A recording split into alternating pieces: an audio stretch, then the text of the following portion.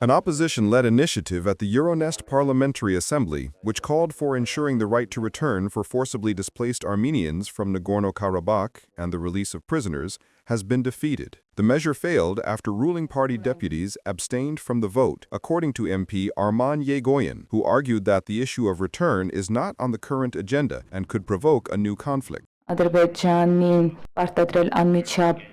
The initiative called to compel Azerbaijan to immediately release prisoners of war and other detained persons, and to guarantee the safe return of forcibly displaced persons from Nagorno-Karabakh to their homeland. Armenia, the Armenian government, the officials responsible for Armenia's foreign policy, are not presenting such a demand to Azerbaijan at this moment. According to opposition MP Artur Khachaturian, the initiative required 6 signatures to be put to a vote. They had secured 2 from the European Parliament, and others had expressed willingness to sign. But then, he says, the plan was thwarted internally. And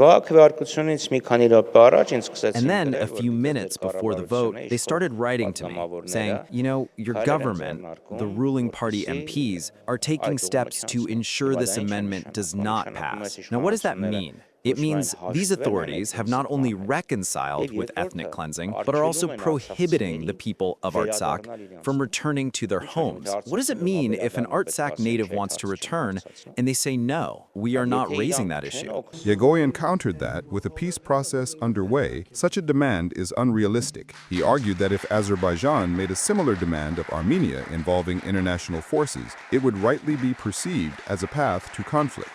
It is not realistic to demand such a thing now, especially under the control or protection of international forces. You understand, don't you? In simpler terms, this translates to some kind of peacekeeping mission, right? We all understand. They understand. You understand. I understand that this is unrealistic. And even if we imagine such a thing could theoretically be discussed, we are not raising such an issue now. If they said the same to us, you would perceive it as a conflict, and you would be right. Of course. What are you telling that state? You're saying, I demand you bring international forces into your country's territory. Isn't that a conflict? Khachaturian argued that Armenia must not submit to Azerbaijan's agenda and should use every available platform to defend the legal rights of Armenians.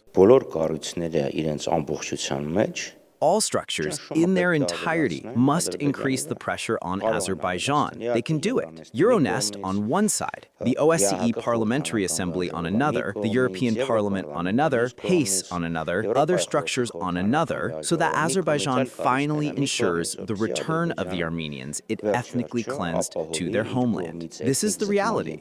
But even if it were possible, we will not continue the conflict. That opportunity you speak of, you mean an opportunity for conflict. That's what it comes down to, an opportunity for conflict. No, we do not want that. Since the prisoner release was part of the same failed package, Khachaturian questioned why the ruling party didn't propose separating the issues to at least allow a vote in favor of the captives. For more than 2 years, the former military political leaders of Nagorno-Karabakh and other Armenian captives have been held in Azerbaijani prisons. Azerbaijani media periodically release fragmented photos and videos from their court hearings.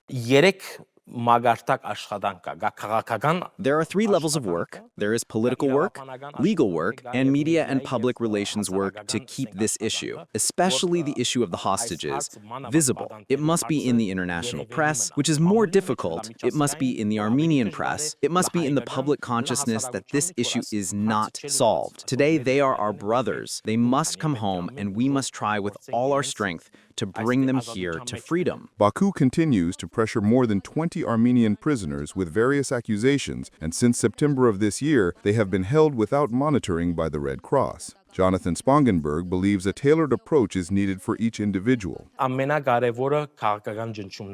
The most important thing is political pressure, because today we can say that we have an opportunity through Trump to bring real pressure to bear. Meanwhile, detained former State Minister Ruben Vardanyan has a new lawyer after dismissing his previous one due to overall dissatisfaction with the legal proceedings. The Armenian government maintains that it is working on the return of the prisoners, but will not make public statements until there are concrete results. Simeon Hovhannissian, Diana Karapetyan, and Gevorg Sianosian. ReOpen Media.